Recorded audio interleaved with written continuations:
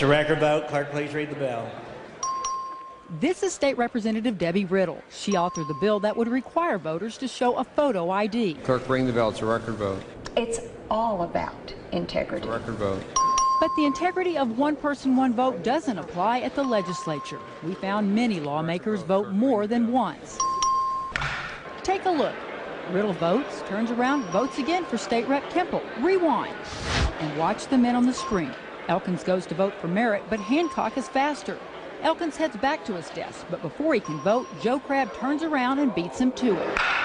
There is so much going on during the vote on the HPV vaccine mandate, you really have to pay attention. Start with State Rep Hamilton at his desk, who leans over to vote a second time for his desk mate Dan Branch, then reaches back to vote for Charlie Howard and casts a fourth vote for Wayne Smith. He's not the only one scrambling to vote. Rewind the video and take a look at the top of the screen. State Reps West and Phillips both lean over to vote for themselves and their desk mates. Phillips votes a third time for Christian. On the left, Donna Howard votes for State Rep Vo. State Representative Dunham didn't have to leave his chair to cast 4 votes, one for himself, then for Coleman, Martinez Fisher, and then Veazey. Sometimes the voting is across party lines. Hartnett, a Republican, reaches back to vote for Democrat Oliveira.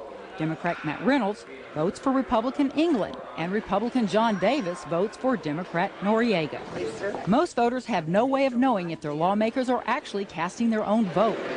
Even though the legislature is broadcast on cable TV, the cameras change from this to this when it's time to vote. But if you're sitting on the third floor gallery, I certainly noticed that there appear to be far more votes on the tick board than there were people in the room. Arnie and Laurel Weiss were baffled when they came to see the legislature in action.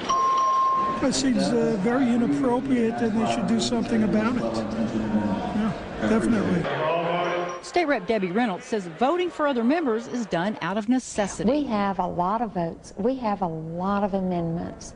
And there's times when we don't break for lunch and we don't break for dinner. We don't have bathroom breaks. Necessity or not, one thing is clear. They aren't supposed to be doing it. According to the official House rules, written, voted, and approved by lawmakers at the beginning of the session, any member found guilty by the House of knowingly voting for another member on the voting machine shall be subject to discipline deemed appropriate by the House. Clerk, ring the bell. It's a record vote.